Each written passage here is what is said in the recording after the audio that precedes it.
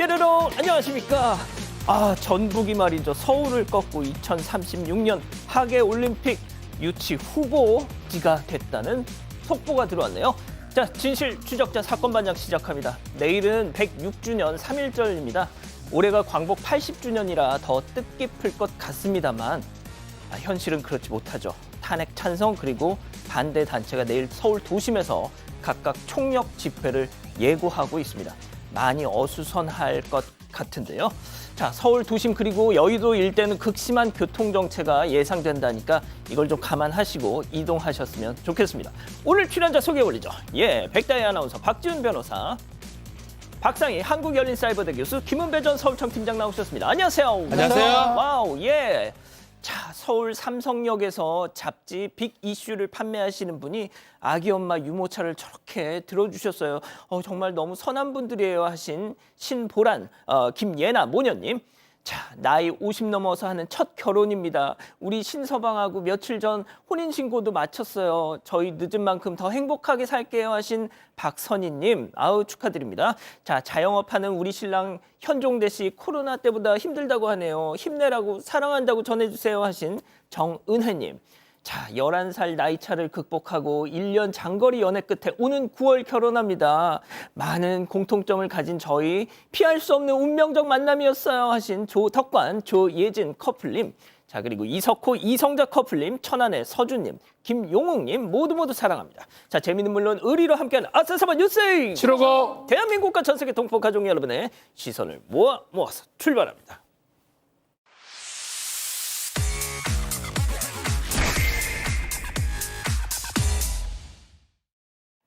첫 번째 달려보죠. 국회의원 아들 마약 찾다가 점점점입니다. 자, 집권여당 국민의힘 실세 의원의 아들 이 마약 사건에 연루됐다는 소식인데요. 자, 주택가 건물 화단에서 마약을 찾다가 시민한테 덜미를 잡혔다. 네, 맞습니다. 서울 서초경찰서에서 30대 남성을 마약류 관리법 위반 혐의로 불구속 입건해서 수사를 하고 있습니다. 이 남성은 국민의힘 현역 실세 국회의원의 아들인 걸로 전해졌는데요. 지난해 10월 서울 서초구의 한 건물 화단에서 액상 대마를 찾다가 미수에 그친 혐의를 받고 있습니다. 이 경찰이 수상한 사람들이 건물 화단에서 마약을 찾는 것 같다는 신고를 받고 출동을 했고요. 현장에서 10ml 크기의 통에 들어있는 이 액상 대마를 발견했다고 합니다. 이들은 현장을 떠났지만 경찰 추적 끝에 적발이 됐습니다. 이 남성은 경찰 조사에서 지인에게 대마를 구하고 싶으니까 이 좌표, 마약이 있는 장소를 달라고 해서 현장에 갔지만 못 찾았다고 주장을 했습니다. 30대 남성은 검거 직후에 진행된 마약 검사에서는 음성이 나왔지만 과거에도 이 대마를 흡입한 혐의로 처벌받은 전력이 있다고 합니다. 경찰은 관련자를 조사하는 한편 30대 남성이 실제로 마약을 투여했는지 등 추가 혐의의 여부에 대해서도 살피고 있다고 전했습니다. 자, 이른바 던지기 해놓고 그걸 찾으러 갔다가 덜미가 잡힌 겁니다. 자, 그리고 이 사람의 아버지 해당 의원은 2년 전에 직접 마약 근절 캠페인을 벌이기도 했다던데 이거 참 공교롭네요. 자, 다음 이어가죠. 붕 뜨더니 쾅쾅. 자, 그저 잠깐 밥 먹으려고 차를 세웠던 것뿐인데 난리가 났다는 사방가족의 제보 영상으로 만나보시죠. 자, 도로 갓길에 주차된 불박차 갑자기 펑! 이거 뭐야 이거. 자, 불박차를 한번 탁 치고 앞차를 그냥 쾅 제대로 봤더니 붕 뜰 정도로. 자, 일단 추돌한 차는 저렇게 펑 받고 멈춰 섭니다. 자, 잠시 후 저 앞에 가해차 문이 열리더니 느긋하게 내려요. 그러더니 자기 차만 살핍니다. 자, 문제는 저 가해자 지 차만 살피더니 그냥 튀었어요. 자, 이게 지난 24일 저녁 때 있었던 일인데요. 이 지금 차량 운전자, 블랙박스 주인이죠. 차량 운전자는 식사를 하고 잠깐 30분 만에 나왔는데 나와보니까 사이드미러가 손괴가 돼 있는 겁니다. 그래서 블랙박스를 확인해 보니까 저 영상이에요. 사이드미러를 먼저 치고 앞 차량에 부딪히는 모습이고 실제로 차량 주인은 나와서 확인한 다음에 도주하는 모습까지 보입니다. 결국은 저런 경우는 대다수 음주운전의 가능성이 매우 높고요. 운전하는 패턴도 좀 그렇지만 그걸 보고 도망가는 모습까지. 그러니까. 그래서 음주운전 가능성이 있는 상황이고 다만 이제 뒷차는 사이드미러 정도만 부서졌는데 앞차는 신차라 그래요. 아이고. 2개월 정도 된 새 차라 하는데 상당히 뒷복 뒤쪽이 많이 파손이 됐다고 하는 상황이고요. 아마 음주가 했는지 안 했는지는 나중에 조사가 가능할 거로 보입니다. 아, 근데 지금 아직 못 잡았다는 거죠? 지금 경찰 수사 중입니다. 아, 지금 번호판은 잘 안 보입니다. 옛날 같으면 저러면 음주 못 잡아내는데 이제는요, 뭐 블랙박스라든지 아니면 식당의 어떤 음주 상황 이런 것도 파악해서 음주했는지 안 했는지 끝까지 찾아낼 수 있습니다. 좋습니다. 자, 다음 이어가죠. 물건들이 사라집니다. 자, 이유 때문에 마음고생하고 계시는 사방 가족의 제보 영상으로 만나보시죠. 자, 한 여성이 현관문 앞에 몸을 숙이더니 갑자기 후다다다다 뭔가를 들고 튀는데요. 어머, 이거 뭔 소리래 하고 딱 주인이 나와봤지만 예, 이걸 들고 튀죠. 자, 그런데 나중에 주인이 탁 문을 열고 나와봤더니 신문이 없어졌더라. 고로 저 사람이 들고 간 거는 신문이더라. 자, 신문 가져간 사람이 바로 그 문제의 그 이웃이라는 겁니다. 네, 제보자는 서울 강서구의 한 아파트 12층에 거주하고 있습니다. 그런데 지난 1월부터 집에 배송되는 물건들이 사라졌다고 하는데요. 그래서 이틀 전에 CCTV를 설치했는데 바로 오늘 아침에 이 같은 층에 사는 한 여성이 신문을 훔쳐서 달아나는 모습이 담겨 있었다고 합니다. 이 제보자에 따르면 이 여성은 정신질환을 앓고 있다고 하는데요. 제보자가 따지러 갔더니 여성은 나도 모르는 일이다 이러면서 도리어 가택 침입이다, 신고하겠다면서 소리를 질렀다고 합니다. 결국 제보자가 직접 경찰에 신고하면서 상황이 일단락됐다고 하는데요.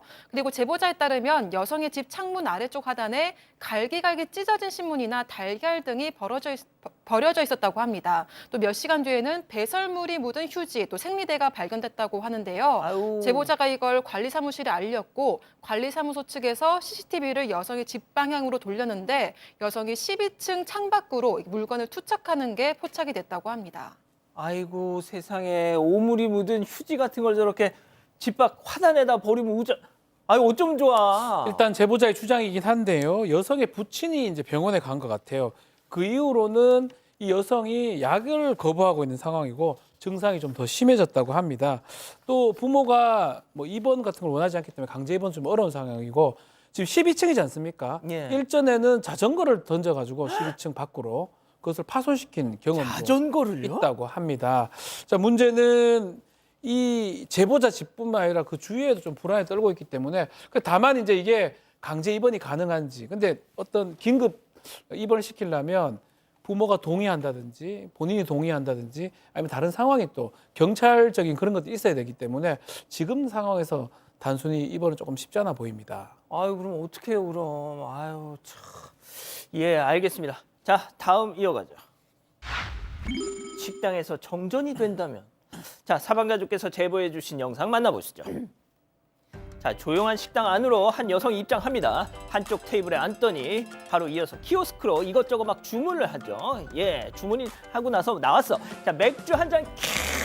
자, 그러더니 또다시 키오스크로 콕콕 뭘 눌러서 주문을 해.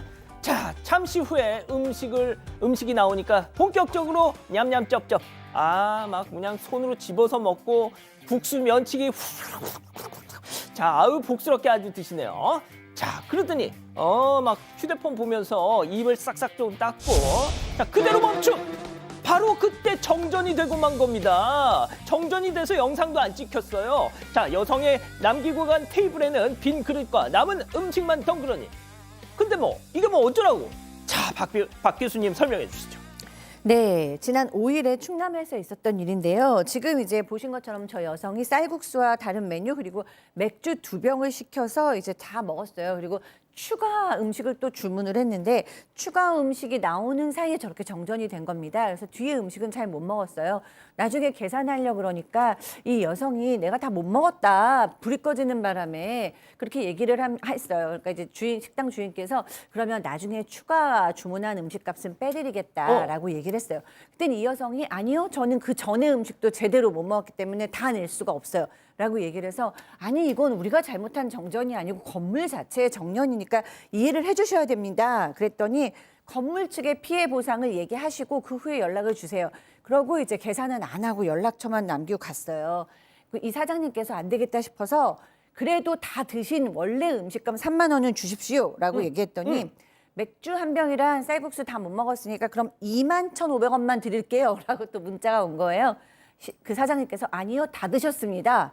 그랬더니 사진 증거 있어요? 라고 얘기하셔서 증거 사진을 보여줬더니 보내줬네. 그다음부터 이제 돈을 보내지 않고 연락도 끊겼다고 합니다. 자, 그 사진 먹고 남은 이 사진 좀 보세요. 거의 다 먹은 것 같은데, 팀장님. 그렇습니다. 그 제보자께서 어제 연락을 남겼습니다. 갚으라고 했더니 그 여성께서 연락이 왔는데 깜박했다고 하면서도 2만 원밖에 못 보겠다고 얘기를 한 거예요. 그랬더니 제보자는 아니 정전 전에 이미 음식을 다 먹었는데 결제하고 무슨 상관이 있냐.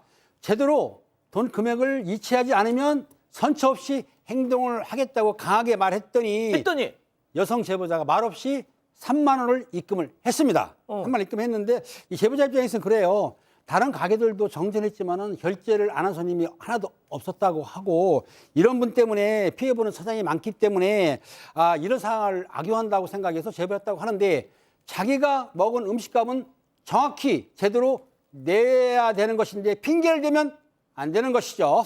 자, 그 먹고 남긴 사진 다시 한 번만 좀 보여주세요. 박 변호사님. 네. 아니 정전이 됐으니까 내가 저 가격을 다 지불하지 못하겠다. 이거 좀 납득이. 정전이 되면 뭐 그거 안 보입니까? 먹는 건 아무 문제가 안 되는 거거든요. 정전에 어떤 불이 꺼져서 할 수 없는 거하고 식사하는 거하고는 또 다른 차원의 문제 아니겠습니까? 가령 극장에 갔는데 정전이 그거는 돼서 좀 다르게 봐야죠. 영화를 못 봤어. 그렇지. 그거는 환불해줘야지. 커 보이는데 어. 저는 뭐 불이 없어도 술 먹는 거 아무 지장 없고요. 저 음식은 아마 자기 상황이지. 냄새를 쫓아가면 되잖아. 냄새 맡는 것만 해도 그건 행복한 거거든요. 아, 진짜? 냄새 쫓고 더듬더듬 만져서도 먹을 수 있고요. 좀 말이 안 됩니다. 손으로? 핑계입니다. 손으로 어차피 젓가락 손으로 먹는 거니까요. 그렇습니다. 핑계입니다. 핑계. 아무튼 뭐 돈을 지불하셨다니 다행이네요. 자, 마지막 사연을 가볼게요. 친구의 제멋대로 계산법입니다. 집단지성의 판단을 받아보고 싶으시다면서 제보해 주신 사연 함께 들어보시죠. 안녕하세요. 더치페이를 할 때면 꼭 반올림하는 친구 때문에 고민인 30대 남성입니다. 대학교 때부터 10년 넘게 친한 친구가 있는데요. 식당이든 카페든 친구가 항상 내가 계산할게라면서 선뜻 카드를 꺼내요. 그런데 몇 달 전부터 정산 방식이 좀 이상해졌습니다. 같이 밥을 먹는데 친구가 반 나누면 13,500원이니까 14,000원만 보내줘 이러더라고요. 뭐 몇백 원 정도니까 대수롭지 않게 여겼습니다. 그런데 그 이후에도 이런 식으로 100원 단위를 반올림해서 몇백 원씩 더 요구하는 일이 잦아졌어요. 결국 왜 항상 반올림해서 요구하냐고 물었는데 겨우 몇백 원 가지고 그러냐? 그냥 깔끔하게 맞추려고 그러는 거지 라면서 아무렇지 않다는 듯이 얘기하더라고요. 그래서 저도 쿨하게 신경 안 쓰려고 했지만 매번 이러니까 기분이 상했습니다. 게다가 최근에는 똑같이 7,200원짜리 음료를 마셨는데 8,000원을 보내라고 하는 거예요. 어이가 없어서 그건 너무 심하지 않냐고 따졌는데 꼴랑 800원 가지고 정색하냐? 이러면서 더 황당한 듯이 쏘아붙였습니다. 이날 이후로 지금까지 냉전 상태인데요. 겨우 몇백 원 때문에 10년 동안 쌓아온 우정이 무너진다는 게 황당합니다. 하지만 계속 친구로 지내도 될지 고민이에요. 제가 유난인 건가요? 그렇군요. 자, 기다리고 기다리셨던 부처 핸즈업 타임 유튜브 JTBC 뉴스 채널 사건반장 독립 채널에서 7천여 분의 우리 가족 여러분들 함께하고 계신데요. 채팅창에 OX로 함께 참여해 보시죠. 먼저 친구입니다. 야, 지훈아, 사건반장 어제 시청률 얼마 나왔어? 2.96 나왔지? 그치? 그럼 반올림해서 3%잖아. 깔끔하잖아. 야, 이거 같은 이치다. 쪼잔하게 100원 단위로 계산하고 싶어 너? 1,000원 단위로 깔끔하게. 야, 정말 그깟 몇백 원으로 나 인간 김은배 이렇게 치사한 놈 만들 거야? 얘가 확실히 변했어 진짜. 동그라미. 그렇습니다. 자, 다음 사연자예요. 그래, 사건반장 시청률 내기는 충분히 설득력이 있어. 그런데 야, 이건 돈 문제고 형평성 문제 아니야 임마. 반올림 할 때마다 왜 나만 맨날 더 내야 되는 건데. 야, 그리고 7,200원 그 음료 두 잔이면 14,400원. 근데 내가 8,000원 내면 넌 6,400원?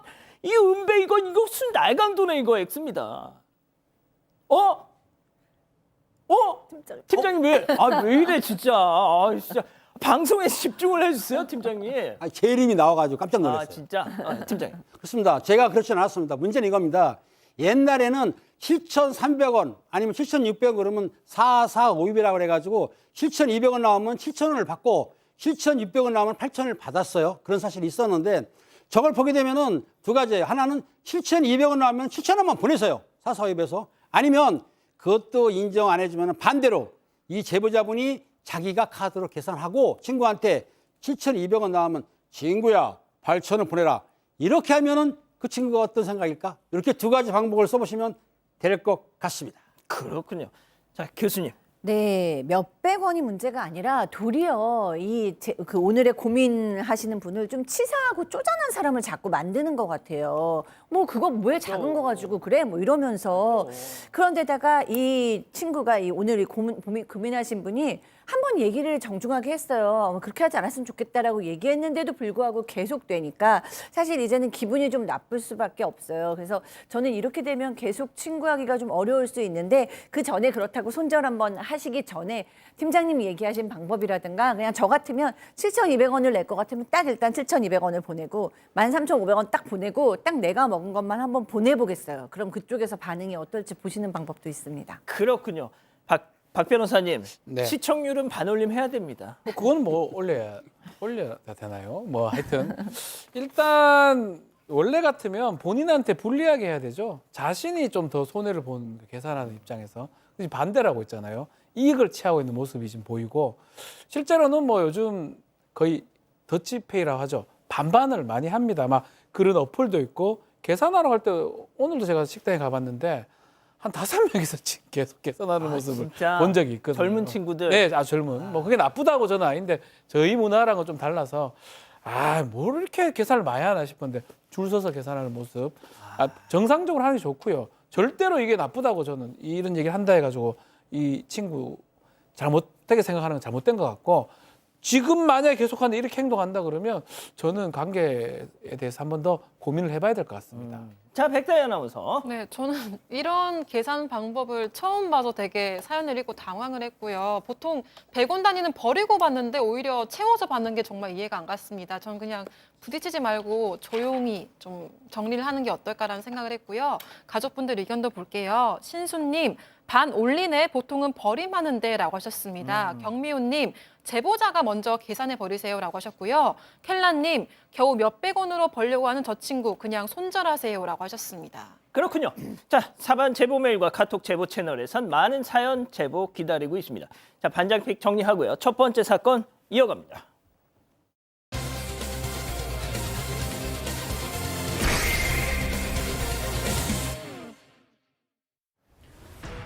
한 PC방 입구입니다. 여직원이 남성 손님에게 여자 화장실에 왜 들어갔냐며 화를 내고 있는데요.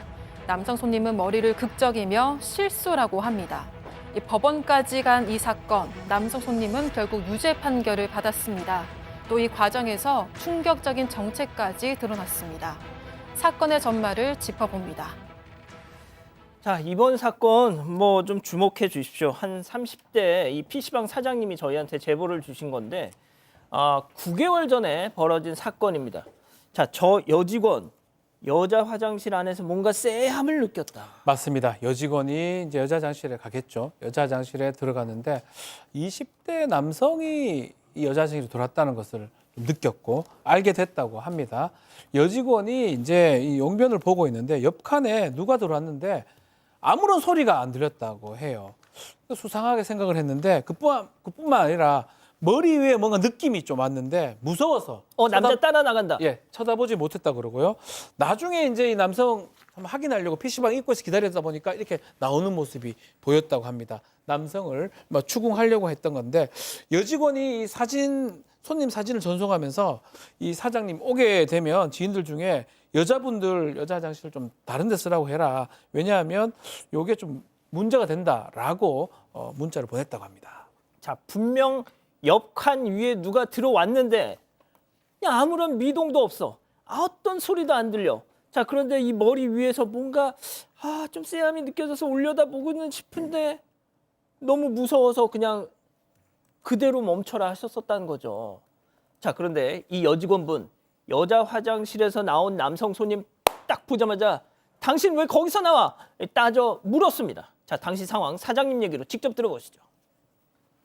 그거를 먼저 나가서 일부러 이제 들어가는 척 한 다음에 느낌이 쎄하니까 돌아와가지고 그 사람을 잡는 장면이 보일 거예요. 너 왜 여자 화장실에서 나오냐?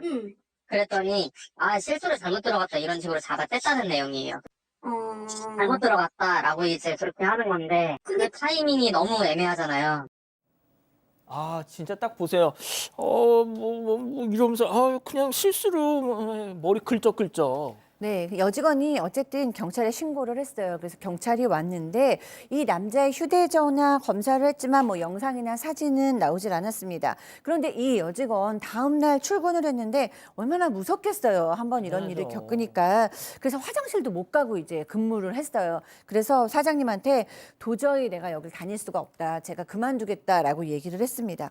사장님은 이 여직원이 PC방 인수 때부터 같이 손발을 맞춰온 일 잘하는 직원이었겠지만 했기 때문에 너무 아쉬웠어요. 하지만 본인이 너무 무서워하고 스트레스 받아 하니까 잡을 수가 없어서 알았다, 수고했다라고 했다고 합니다. 자, 이게 진짜 어떻게 보면 화장실 입구를 딱 비추는 CCTV가 있었다면 좋겠지만, 아니, 화장실 입구를 CCTV로 찍을 수는 없잖아요. 자, 사장님은 그래서 하는 수 없이 혹시나 하는 마음으로 PC방 입구를 비추는 아까 그 CCTV 영상을 계속 돌려봤답니다. 자, 여직원과 남성 손님이 나가고 돌아오는 장면을 무려 8시간 넘게 진짜 매 눈으로 계속 돌려봤다는데, 자, 그러다가 사장님 눈에 결정적인 장면이 딱 포착됐는데요. 체크포인트 짚어보죠. 사장님을 국과수로, 자, 직접 들어보시죠. 전 딱 중립입장이었거든요. 아유, 실수라고 하는데 설마 그걸 하겠어 하면서 계속 돌려봤어요. 근데 뭔가 이상한 거예요. 느리게 재생을 해봤는데 뭔가 꺼뭇꺼뭇한 게 보이니까 그 다음부터 이제 프로그램 설치해가지고 그렇게 한 프레임씩 돌려본 거예요. 그렇게 했더니 그 그림자가 맞더라고요. 그 사람의 그림자가 바닥에서 나와요. 들어간 사람은 그 날짜밖에 없는데 거기 딱 들어갔다가 그림자가 이제 여자 화장실로 방향이 가는 거예요. 사람 그림자가. 야, 세상에 실제 화장실 구조가 어떻게 돼 있는지 궁금하실 텐데, 자, PC방 입구를 열고 저렇게 나가서 왼쪽으로 틀면요, 바로 남자 화장실 보이고 맞은편에 여자 화장실이 있습니다. 사장님이 CCTV를 그 한 프레임씩 천천히 플레이하다가 여자 화장실 방향으로 가는 남성의 앞서 보셨던 그 검은 그림자를 딱 발견한 거죠. 은배 팀장님, 이건 진짜 국과수에서 특채하셔야 되는 거 아닙니까, 저분? 그렇습니다. 또 PC방 사장이 보게 되면 국립과학수사연구원이라든지 경찰청 과학수사대의 영상 분석 전문가로 채용해도 손색이 없는데요.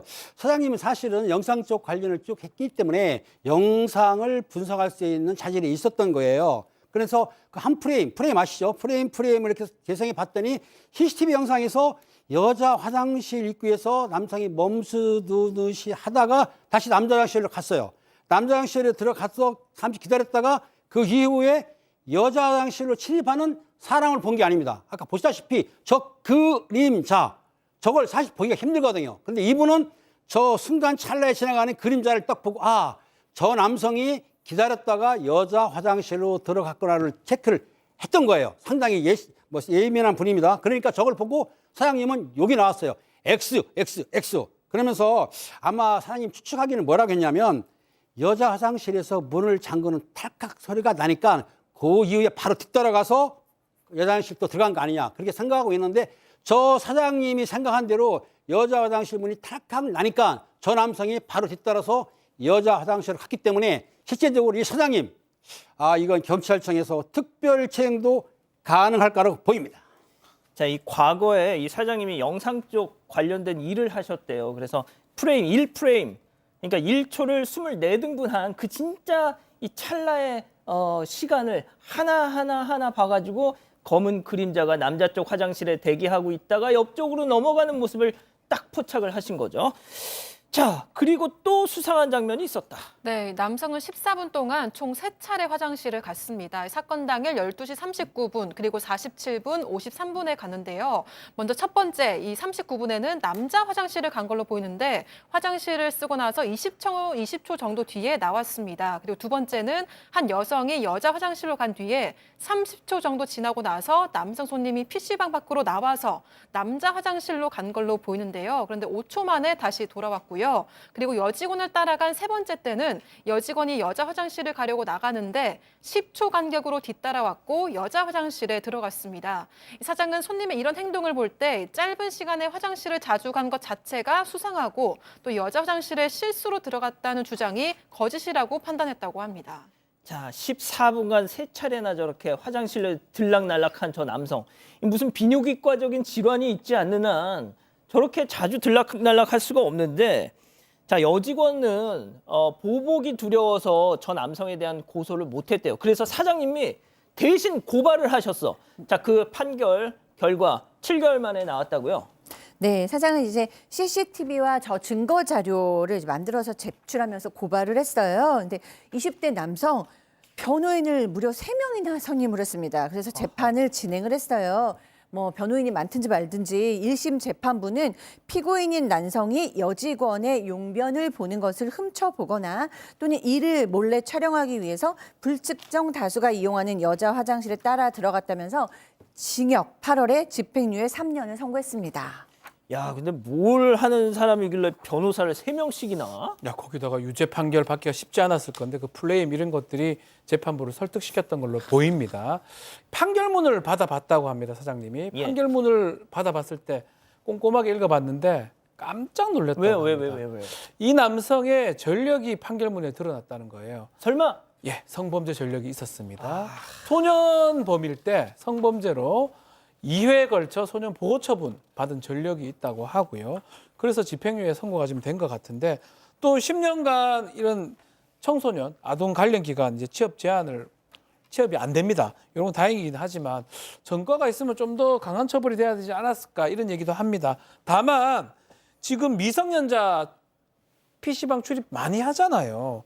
근데 이제 이런 사람들이 계속 왔다 갔다 하면 그래. 미성년자도 안 좋은 상황이고 여성도 마찬가지고 그래서 좀 경각심 차원에서 또 싹을 뽑아야 되는 차원에서 고발도 했고 유죄까지 이끌어낸 것 같습니다.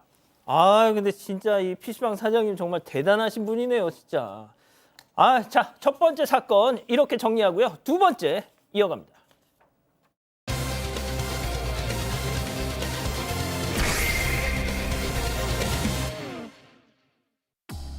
유명 외제차 딜러사의 영업사원이 최근 유서를 남기고 세상을 등졌습니다. 유족에 따르면 직장 상사의 지속적인 괴롭힘과 폭언이 있었다는 주장입니다. 그동안 무슨 일이 있었던 건지 알아봅니다. 자, 그 유명 외제차 공식 딜러사죠. 이 바바리안 모터스에서 영업사원으로 오랫동안 근무해왔던 이 30대 남성이 지난 12일 직장 내 괴롭힘으로 추정되는 그런 원인으로 사망했다는 내용 아마 타사 보도로 접한 분들도 계실 겁니다.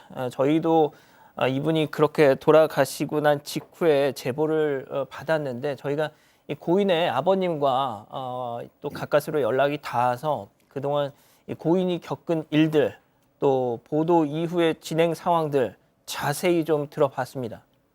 믿기 어려운 내용들이 정말 많았습니다. 먼저 이 고인이 사망하기 전후 상황을 좀 정리하고 가죠. 네, 먼저 고인은 바바리안 모터스에서 6년 정도 근무를 했고요. 아내와 2자녀를 둔 가장이기도 했습니다. 아버님은 고인이 사망한 전날까지도 아이들 사진을 보내주고 또 영상통화도 했기 때문에 이런 일은 상상도 하지 못했었다고 했고요. 다만 최근 들어서 부서를 좀 옮겨야 하나 이런 이야기를 하기도 했고 또 깊은 한숨을 내쉰 적도 있어서 근데 지금 생각해보니 공황장애 증상이었던 것 같다 이렇게 전했습니다. 또 아버님은 지난 12일 눈이 많이 내리던 출근길에 아들이 보낸 장문 메시지를 보고요. 좀 내용이 심상치 않아서 가족들을 통해서 119에 신고를 했는데 이미 아드님은 사망한 뒤였습니다. 또 빈소는 경찰 조사를 받느라 오후 늦게서야 차려졌다고 하는데요. 그런데 소식을 듣고 달려온 아들의 직장 동료들로부터 아들이 그동안 직장에서 어떤 일이 있었는지 정말 충격적인 이야기를 전해 들었다고 합니다.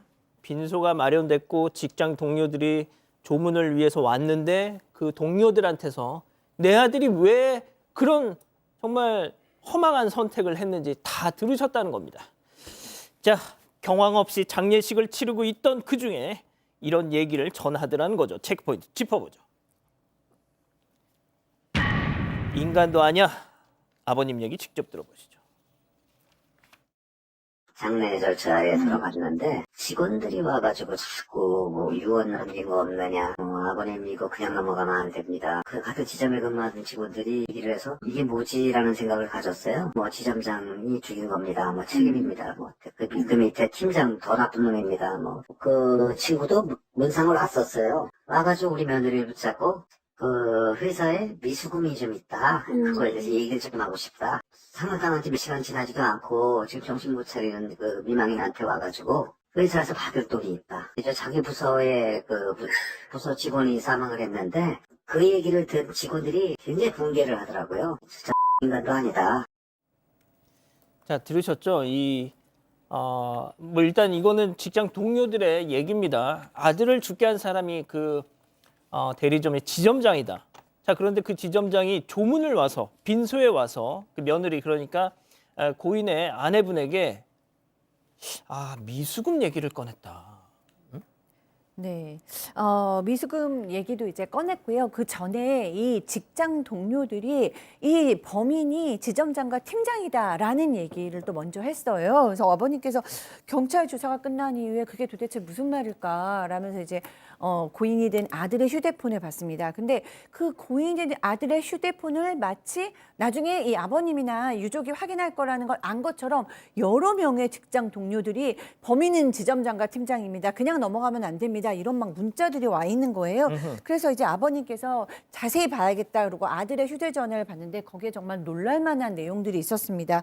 왜냐하면 이 지점장이라는 사람은 이 아들보다 나이가 어렸는데 지점장이라는 이유로 이 아들한테 뭐 어이, 너 뭐 이렇게 부르고요. 폭언도 많이 했어요. 그래서 이 계약이 진행되던 손님이 다른 곳과 계약한다 그러니까 진짜 욕 나오게 하네. 뭐 나갈 거면 나갈 거고 버틸 수 있으면 버텨봐. 제발 그냥 나가. 같이 일 못하겠다. 진짜 멍청한 거야. 아니면 뭐야. 뭐 이렇게 폭언하고요. 너 지금 집에 가. 당장 책상 빼. 뭐 이렇게 퇴사를 종용하는 발언도 이어갔습니다. 여기에 아드님께서 이런 실수 없도록 하겠다. 한 번만 이해해달라. 또 이렇게 문자를 보냈는데 읽기는 했지만 답은 하지 않았다고 합니다. 야, 너 나갈 거면 나가고 버틸 수 있으면 버텨봐. 사람 괴롭히지 말고 그냥 나가라고. 죄송합니다. 제가 실수했습니다. 죄송합니다. 대답 안 해? 너 진짜 멍청한 거야? 아니면 뭐야? 자, 이게 말이죠. 뭐 어느 회사나 나이 어린 선배, 나이 어린 직장 상사가 있을 수 있죠. 하지만 우리나라 정서상 장유 유서 뭐 이런 정서를 감안하면 그래도 서로 존대를 하는 경우가 일반적인단 말이죠. 특히나 이 두 사람은 과거에 이미 형, 동생 이렇게 어떤 호영호재하면서 지냈던 사이였다면서요. 그렇습니다. 그 아버님의 그 이야기에 따르게 되면 이 지점장이었던 사람이 그 입사했을 때 이 고인이 사실은 고참 사원이기 때문에 사이가 좋았다는 거예요. 그러니까 이 현 지점장이 그 고인에게 형이라고 부르면 그 고인은 동생 이러면 사이가 좋았었는데 그리고 또 이 후배가 지점장으로 승진을 하니까 축하한다는 메시지도 보냈고 고인이 그리고 결혼식 한다고 청첩장이 왔으니까 가족들 데리고 가가지고 결혼식도 가서 축하도 해주고 사이가 좋았었는데 그런데 문제가 됐던 건 그 아들이 근무하는 지점에 그 후배가 지점장으로 온 거예요. 발령받아 오면서부터 두 사람 사이가 예전 같지 않았다고 하는데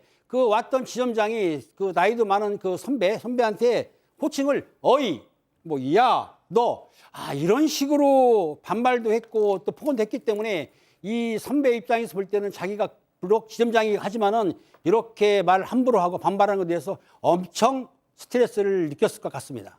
자, 직장 생활하시는 분들은 다 이 상황을 아실 겁니다. 처음에 그냥 지점장과 직원으로 만난 사이도 아니고 평소에는 형, 뭐 지훈이 형, 뭐 이러던 사람이 갑자기 내 위로 지점장이 됐어요. 그럼 여러 사람이 있는 데서는 지점장이니까 뭐 100번 양보해서 반말할 수 있다고 쳐요. 하지만 자기들끼리 얘기할 땐 지훈이 형 이래야죠. 그렇죠. 지훈아, 야 이렇지는 않죠. 절대로 욕설같이 하대하지는 않죠. 납득하기 어렵습니다.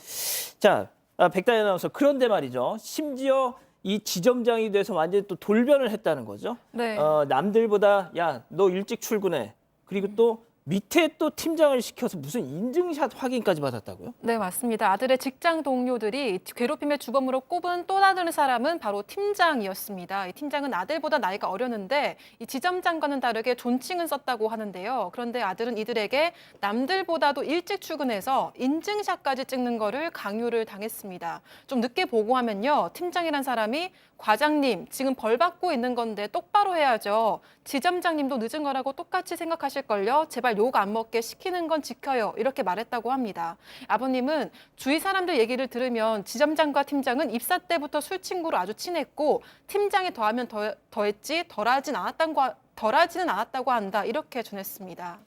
자, 그리고 앞서 저희가 말씀드린 거 그 미수금, 그 지점장이라는 사람이 빈소에 와서 이 고인의 아내분에게 그 회사에서 고인한테 받아야 될 돈이 있습니다라는 네. 얘기를 장례식장에서 했다. 장례식장까지 찾아와가지고 이때는 뭐 폭력이나 이런 것들을 잘 모를 때인데요.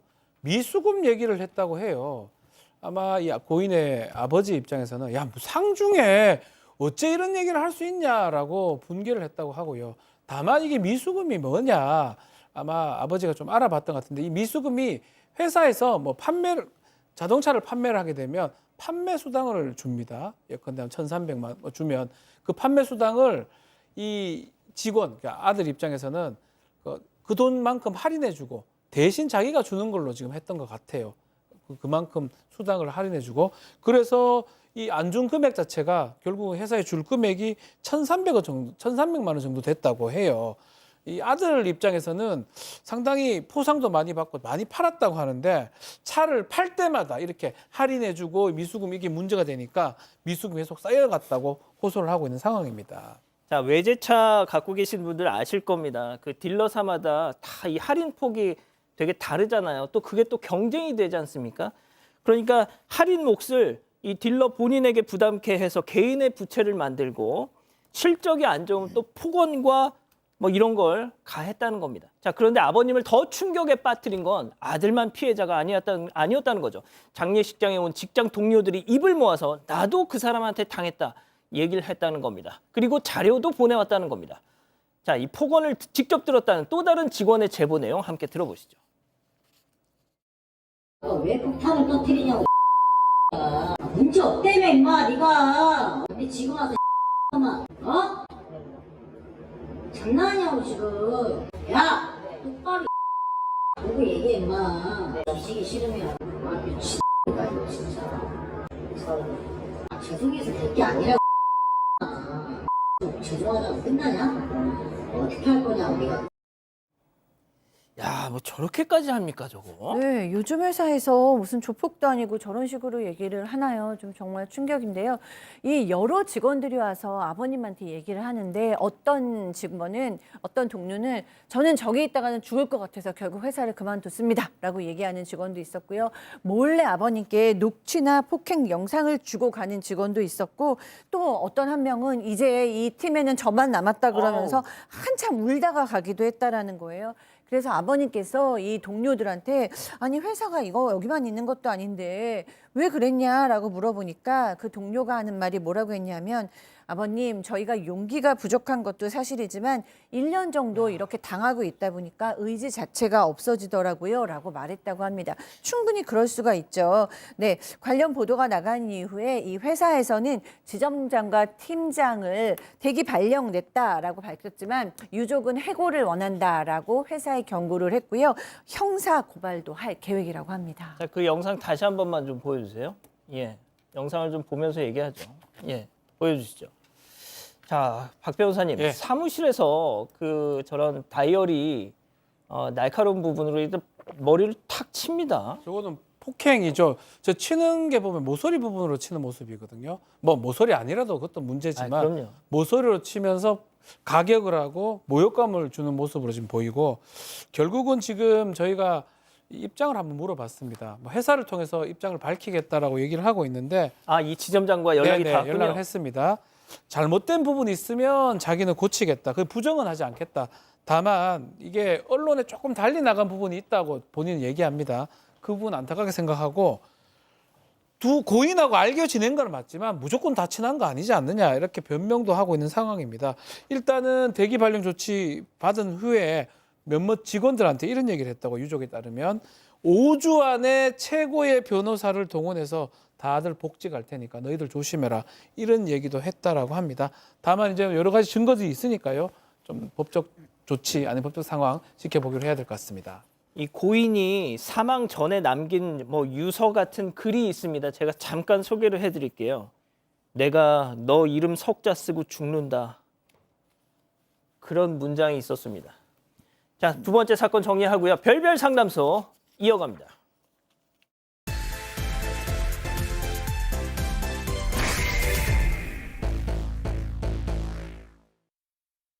한 여성이 부엌에서 생선을 굽고 있습니다. 창문은 꽁꽁 닫고 환풍기는 풀가동, 그리고 옆에는 향초까지 피워뒀는데요. 하지만 얼마 뒤 쾅쾅쾅 누군가 집 문을 거칠게 두드립니다. 내 집에서 밥 한 끼 먹는 것도 두렵다는 여성. 대체 무슨 일이 있었던 걸까요? 자, 실제 사연을 당사자 특정을 이유로 일부 각색했고요. 내 집에서 왜 밥도 편히 못 먹어? 네, 사연자는 30대 여성이고요. 오래된 복도식 아파트의 맨 끝집에 살고 있다고 합니다. 그런데 어느 날 몇 달 전에 옆집이 새로 이사 왔는지 그 복도 앞에 뭐 어린이 자전거도 있고 유모차도 있는 거예요. 좀 복도가 좁아졌으니까 불편했어요. 그렇지만 이해하자 그러고 넘어갔습니다. 그런데 얼마 전에 시골 부모님께서 정성껏 수제 청국장을 보내주셨어요. 그래서 그걸 이제 찌개로 끓여서 맛있게 입에다가 한 숟갈을 넣은 순간 갑자기 문을 쾅쾅쾅쾅 하는 소리가 들렸어요. 문을 열어보니까 막 우락부락한 남자가 씩씩대고 있는 겁니다. 그러면서 저기요, 저 옆집인데요. 이거 너무 민폐 아닙니까? 어떻게 같이 사는 아파트에서 이런 청국장을 끓여 먹습니까? 막 이러면서 화를 냈다고 합니다. 아니, 청국장이 어때서? 또 나름 이유가 있긴 했는데요. 아내가 임신 중이었다고 합니다. 그래서 우리 아내가 지금 임신 10주 차인데 입덧이 너무 심하다면서 지금 당신 청국장 냄새 때문에 아내가 쓰러지기 일보 직전이다 이렇게 얘기를 했대요. 여성이 듣고 황당해서 좀 그렇지만 죄송하다 사과를 했습니다. 아니, 그럼 아이도 낳기 전에 유모차부터 산 거예요? 네, 그 순간 옆집 문이 살짝 열리더니 옆집 여성이 얼굴만 빼꼼 내밀고 자기야 그만해 이렇게 얘기를 했대요. 그래서 좀 그래도 남편을 말려주는구나 생각하려는 순간에 자기야 그 집 문 여니까 냄새 더 나 빨리 그냥 와 이렇게 좀 퉁명스럽게 이야기를 했다고 합니다. 참. 어쨌든 결국 여성이 사과를 했고 결국 청국장을 그냥 주변 사람들에게 나눠줬다고 합니다. 전 진짜 이 공용 공간에 유모차 놔두는 사람들 말이죠. 아니, 저희 집 앞에 사는 그 신혼부부가 2개나 갖다 놨어. 청국장은 참자. 자, 이렇게 결심을 하고 며칠 뒤에 또 찾아왔어요. 옆집 그 팀장님처럼 생긴 남자가. 그렇습니다. 그 우락부락한 남자가 청국장을 안 먹기로 해서 안 끓였는데, 근데 이 여자분께서 청국장은 안 먹는데 갑자기 생선 맛을 느끼게 맛있게 생각이 드는 거예요. 그래서 생선을 이제 구운 겁니다. 구우는데 혹시 옆집 남자가 찾아올까봐 복도식 보면 창문 있거든요. 창문을 꽉 닫았습니다. 그리고 환풍기도 강으로 틀었어요. 연기 빨아들이라고. 그리고 그 냄새 잡아주는 향초라고 아시죠? 예. 물론 앵커님 모를 거예요. 향초를 태우면은 냄새가 없어집니다. 없어지는데, 그런데 좀 지나니까는 이번에 초인종을 누르는 게 아니고 쾅쾅쾅쾅 또 문을 두드렸다고 합니다. 남자면 두드려가지고 딱 문을 열었더니 남자가 짜증이 가득한 얼굴로 아니 저번에도 부탁드렸지 않습니까? 제발 좀 집에서 냄새나는 음식을 끓이지 마세요. 생선 굽는 냄새가 온 집안을 풍깁니다. 이렇게 또 항의를 했던 거예요. 그러면서 그 냄새 때문에 우리 임신한 아내가 어지러워 누웠습니다. 이렇게 항의를 하니까 아이고, 여성분이서 아니 그러면 내 집에서 생선도 굽지 못합니까? 이렇게 항의를 했어요. 뭐라고 했냐면 이 남성이 아직 임신을 안 해봐서 모르는 모양인데 앞으로 7개월만 좀 참아주세요. 이렇게 당당하게 요구를 했던 것이죠. 뭘 참어. 그러니까요. 그래도 사실 좋았던 것 같아요. 아이고 알겠다. 냄새 나는 거 안 하겠다. 그럼 뭐가 있겠습니까? 배달? 시켜 먹는 거죠. 아이고. 치킨을 좀 시켜서 먹었다고 합니다. 아니, 사연자분이 너무 착하다. 착해요. 치킨 배달을 했고 이제 배달이 오면 배달 완료 사진 오지 않습니까? 이걸 먹으러 이제 밥 먹어야 되겠다. 밖에 나갔는데 어. 치킨이 없는 겁니다. 왜? 그렇게 당연히 배달 완료됐다는 사진이 왔는데 그래서 좀 이상해서 그 집 쪽으로 슬쩍 가가지고 초인종을 딱 눌렀는데 문이 열리면서 나온 모습이 좀 놀랍습니다. 왜요? 닭다리를 하나 들고 나옵니다. 오른손에. 예, 하필이면 치킨이에요. 후라이드 치킨. 내가 시켰던 거 똑같은 종류의. 그래서 이 뭔데 이거 왜 네가 이걸 듣고 있노 하니까 하는 말이 나도 우연찮게 그 시점에 치킨을 시켰고 우리 건데 그래가지고 가져갔다 이러는데 치킨 브랜드 다 다르지 않습니까? 그래 좋다 그래 먹어라 다 잘 먹어라. 반말을 했어요? 아니요, 제가 이제 그 입장에서 그래 뭐 네가 시켰으니까 드세요. 27,000원 주시겠습니까? 우리 치킨값 얘기하니까 25,000원 줬다고 해요. 왜요? 그러니까 현금이 이거밖에 없다라고 했습니다. 야, 이건 너무 막무가내다 진짜. 그런데 앞서 그 사파 다시 한 번만 좀 보여주세요. 그 사파 속 남성의 옷차림, 자, 물론 집이니까 편하게 입을 수 있어. 자, 그런데 문제는 바깥에서도 편했어. 그러니까요. 이 남성이 그 현관문을 활짝 열고 가끔 이제 이 현관문 앞에서 분리수거를 정리하는데 현관문에 있다가 막 복도도 저렇게 속옷 차림으로 나와가지고 활보를 하는 거예요. 왜냐 끝집이니까 그 두 집만 보일 수 있잖아요. 복도도 저렇게 속옷 차림으로 활보를 하는데 이 여성이 딱 눈을 마주치면 너무 민망하잖아요. 맞아. 그래서 빨리 이렇게 막 뛰어가듯이 피하는 거예요. 근데 이 모습을 적어도 일주일에 한 번은 본다고 합니다. 근데 여기서 또 이 남성만 이런 행동을 하는 게 아니라 이 집의 여성도 좀 이상해요. 왜냐하면 이 집에 지금 어린아이가 하나 있습니다. 둘째를 임신한 그렇구나. 거예요. 개유모차구나. 네, 어린애가 이제 어린애 그러니까 둘째의 유모차고 첫 번째 아이의 자전거가 있는데 그 아이랑 같이 엘리베이터를 타고 딱 만났는데 뭐라 그러냐면요. 우리 딸이 유튜브를 봤는데 그 속도가 좀 너무 느려서 그런데 그 옆집 와이파이 좀 공유해 줄 수 있어요? 비밀번호가 뭐예요? 이렇게 물어보는 거예요. 너무 어이없잖아요. 그래서 딱 거절을 했더니 그냥 얼굴이 너무 험악하게 변했다고 합니다. 자, 이렇게 와이파이 비밀번호를 거절한 그 후폭풍이 엄청났다면서요. 네, 하루는 경비실에서 전화가 와서 개 짖는 소리 때문에 항의가 들어왔다 이렇게 얘기를 했습니다. 그런데 여성은 개를 안 키우거든요. 근데 방금 전까지 강아지가 나오는 유튜브 영상을 보고 있었다고 합니다. 소리도 크지 않았고 좀 20분 정도만 본 건데도 개를 키운다면서 옆집에서 거짓말로 항의를 한 거였습니다. 또 여성이 야근한 다음 날에도 옆집 남성이 찾아와서는 좀 잠자는 시간은 예의를 지켜달라. 어젯밤 12시 넘어서 문 닫는 소리 때문에 아내가 자다가 깼다. 이렇게 또 항의를 했습니다. 여성은 결국 나도 그쪽 집딸이 우는 소리 쿵쿵거리는 거 다 참았는데 해도 너무하는 거 아니냐 이렇게 결국 따졌다고 합니다. 진짜 이러다가는 숨 쉬는 것까지 숨 좀 쉬지 마세요 이럴 것 같아 진짜. 자, 이 아내 지킴이 옆집 남자 역할에는 박지훈 변호사, 나 예민해. 이 옆집 여자 역할엔 박상희 교수, 그리고 사연자 역할 백다희 아나운서. 자, 별별 극장 레디 액션. 가자. 진짜 좀 부탁 좀 드릴게요.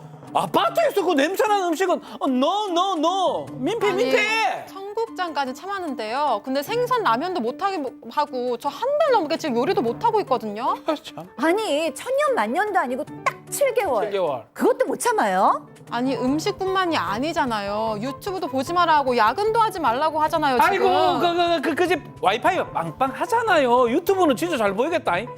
그거는 좀 이웃끼리 좀 나눠 쓰고 뭐 이러면 안 좋겠어요? 저도 제 돈 주고 와이파이 달았거든요. 맨날 저보고 민폐라서 참았는데 이젠 진짜 저도 안 참아요. 참지 마세요. 그렇습니다. 자, 여기서 오늘의 궁금증 짚어보죠. 와우. 자, 사사건건 트집 잡는 이웃집 부부, 저보고 민폐녀라는데 제가 정말 그런가요? 자, 팀장님. 미패녀가 아니고요. 사실은 이 남성이 아내 사랑은 내가 뭐 인정할 수는 있지만 이렇게 옆집하고 서로 같이 살아야 되는데 이게 싫으면 아파트에 살지 마시고 단독으로 이사하세요. 그것도 안 되면은 별장을 얻어서 아내를 거기 모시세요. 이게 원칙이지 옆집 보고 그렇게 하면은 안 되는 거죠. 이 교수님, 이 공용 공간에 유모차, 자전거 내놓은 사람들 뭐 전부는 알지라도 네. 대부분 이렇습니다, 진짜. 네. 제가 진짜 저희 앞집에 말이죠. 한마디 하고 싶은데 혹시 혹시 이럴까봐 네. 그걸 참고 있어요, 제가. 너무 그러니까요. 짜증나. 네, 앵커님은 유모차에 딱 제일 예, 나 그거 미우시죠. 너무 짜증나, 진짜. 네, 어쨌든 제가 봤을 때는 오늘 이 사연하신 분은 민폐녀가 아니고 피해녀죠. 맞아. 하나하나 지금 다 봐도 이분은 잘못한 게 없어요. 청국장 먹은 것도 잘못 아니고 생선도 잘못 아니고 외근하고 늦게 오는 것도 잘못 아니고 뭐 잘못한 게 하나도 없어요. 근데 반면 저쪽은 뭐 와이파이를 공유해 달라 뭐 그다음에 유모차 얘기도 안 하고 하는 거 그다음에 막 속옷 차림으로 나오는 거 막 꽝꽝 소리 내는 거 뭐 너무 다 그쪽이 문제거든요. 그래서 민폐는 절대 아니고요. 이제 문제는 이 사람들하고 어떻게 같이 살 것인가. 그냥 저 같으면 끝까지 예. 내가 권리를 주장하고 그들이 뭐 하지 말라 그래도 저는 밤까지 일할 수밖에 없습니다. 그렇게 그리고 제가 생선을 안 먹으면 뭐를 먹냐 그럼 먹을 거 주세요. 이렇게 얘기하면서 버텨나갈 것 같기는 한데 여성분 혼자라서 얼마큼 또 이거가 이 스트레스를 참을 수 있을지 좀 걱정스럽습니다. 박 변호사님, 네. 나중에 이제 이게 출산을 하면 애 우는 소리 때문에 시끄러 죽겠어 해야 돼. 복수나 차원에서. 근데 이제 법적인 얘기를 뭐 할 건 아닌 것 같은데 민법에 상린관계라고 있습니다. 이웃 간에는 참을 수 있는 냄새는 참아라고 돼 있어요. 아, 진짜. 사회상규상 참을 수 있는. 딱 정리되네. 야, 미국에 여기가 한국이거든요. 청국장은 참아야 됩니다. 그리고 삼겹살. 생선 맛있잖아요. 생선. 삼겹살 맛있잖아요.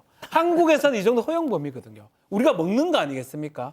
근데 예컨대 뭐 듀퐁 맞나요? 그 스위스 뭐 이런 퐁듀 죄송해요. 퐁듀 듀퐁은 죄송해요. 그 화학회사인데. 그거 먹으면 큰일 나고요. 미국의 화학회사. 큰일 나고요. 퐁듀 같은 이 냄새 좀 있을 만한 거 그런 건 모르겠지만 한국에서 먹는 거는 가능하다. 건드리지 말라. 상린관계. 알겠습니다. 자, 백다연. 네, 댓글을 보면요. 박연숙님, 세상이 정말 야박하네요라고 하셨고요. 하루를 소중이님, 단독주택으로 이사 가세요라고 하셨습니다. 그리고 무주님은 너무 착하면 호구로 봅니다라고 하셨습니다.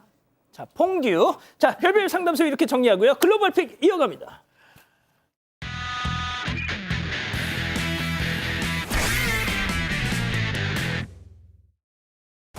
네, 갓길에 세우던 차 트렁크에 짐을 싣고 문을 닫으려는 찰나 이 트럭에 달려와서 그대로 들이받아 버립니다. 네, 여성과 아이는 정말 간발의 차이로 사고를 피했는데요. 단 1초라도 늦었다면 정말 큰일이 날 뻔했던 상황이죠. 둘 다 넋이 나간 채로 서 있다가 사고가 난 차량으로 달려가는데요. 왜요? 이 사고 차량에는 아이의 아빠가 타고 있었기 아, 때문에 그렇구나. 이 충돌은 꽤 심각했습니다. 잔뜩 찌그러진 사고 차량이 이 수풀에 처박혀 있는 모습이죠. 어떻게. 뒷좌석에 타고 있던 아이 아빠는 차에서 나오자마자 놀란 아이와 아내부터 챙겼다고 합니다. 아이고. 그리고 다행히 3명 모두 무사했다고 하는데요. 가해 운전자는 다른 차를 피하려다가 사고를 냈다고 주장을 했습니다. 그런데 아무래도 졸음운전이 의심된다고 합니다. 아이, 그래. 저 좀 이상해. 자, 다음 영상 이어갑니다. 네, 오토바이가 도로에 시뻘건 불꽃을 뭐야, 이거? 끄면서 내달리고 있습니다. 작은 불꽃도 아니고요. 거의 불을 달고 달리는 모습인데요. 마치 고스트라이더를 방불케 하죠. 이 오토바이가 지나간 도로에는 잔불과 함께 시커먼 연기가 피어오릅니다. 아, 불났어. 네, 뒤따르던 트럭도 경적을 울려보기도 하고요. 깜짝 놀란 개와 사람들도 나와서 이게 무슨 일인가 어리둥절해하고 있습니다. 전혀 눈치채지 못한 운전자는 쌩쌩 달리기 바쁜데요. 아, 저걸 모를 수가 있나? 네, 엉덩이가 점점 뜨거워지는 걸 느꼈던 건지 다행히 뒤늦게 알아차리고 오토바이를 세웠다고 합니다. 이 화재는 오토바이에서 휘발유가 새어나오면서 발생했다고 하고요. 다행히 다친 사람은 아무도 없었다고 합니다. 다음 이어갑니다. 자전거를 타다가 말고 갑자기 멈춥니다. 그 뒤로 오토바이가 또 쓱 멈추죠. 무슨 일인지 자전거부터 숨기는데 오토바이 쓰는 남성이 성큼 다가와서 위협하기 시작합니다. 설마. 네네. 바로 2인조 자전거 도둑입니다. 심지어 타던 걸 훔쳐가는 아주 뻔뻔한 작자들인데요. 오토바이에서 망치를 꺼내서는 자전거부터 덥석 잡아들고 마구 휘두르는 모습입니다. 자, 자전거 주인은 쉽게 덤벼보지도 못하고 결국 눈앞에서 자전거를 빼앗겨버리고 아니, 어떻게 저걸 저렇게 훔쳐가나? 자, 발만 동동 구를 뿐 할 수 있는 게 아무것도 없어 보입니다. 아유, 어떡하죠? 아유, 심지어 저 자전거 얼마인 줄 아십니까? 몰라요. 무려 800만 원짜리입니다. 800만 원. 그러니까 복장이 안 터질 수가 없는 상황이죠. 자전거 주인은 경찰에 신고돼봤지만 한 달이 지난 지금까지 범인도 저 자전거도 사지 못하고 합니다. 아, 이게 저 도둑놈들이 비싼 걸 알아본 알고 거야. 한 겁니다. 자, 마지막 픽 영상 이어갑니다. 자, 젊은 혈기가 느껴지는 한 청년이 몸을 풀기 시작합니다. 모자까지 벌써 던지고 근육을 뽐내 보는데요. 어깨도 으쓱으쓱, 팔 근육도 힘겹게 만들어 봅니다. 뭐 일단 뭐 군살은 없어요. 운동. 그렇게 한참 몸을 풀더니 바닥에 놓인 바벨 손으로 잡죠. 손잡이를 잡습니다. 일단 들어 올리는데 성공은 합니다. 그리고 영차 머리로 들어 올리자마자 비명과 함께 그대로 뒤로 쿵 자빠지고 맙니다. 쟤 어떻게? 25kg짜리 바벨이었는데요. 그 무서워. 무게를 견디지 못하고 뒤로 휙 넘어가 버리고 만 겁니다. 다행히 친구들이 곧바로 잡아줬다고 하고요. 웬일이야. 덕분에 다치지는 않았다고 합니다. 호기 부리다가 큰 코 다칠 뻔한 청년. 다시는 이런 짓은 하지 않겠다. 또 다짐을 했네요. 은비 팀장님 딱 한마디만. 정신 차리거라. 글로벌 픽 정리하고요. 잠시 뒤에 돌아오겠습니다. 더 놀라운 건 지금부터야.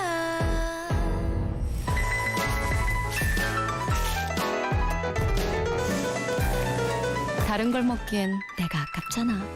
치즈인 이유 프라닭 치킨. 구강 고민과 작별할 시간. 양치 후에도 입속에 남아있는 유해균이 다양한 구강 문제의 원인이죠. 양치 후 바로 쓰는 리스테린 토탈 케어로 입속 유해균 99.9% 억제 효과, 입냄새부터 구강 케어까지 리스테린 토탈 케어. 이 맛을 누가 이겨?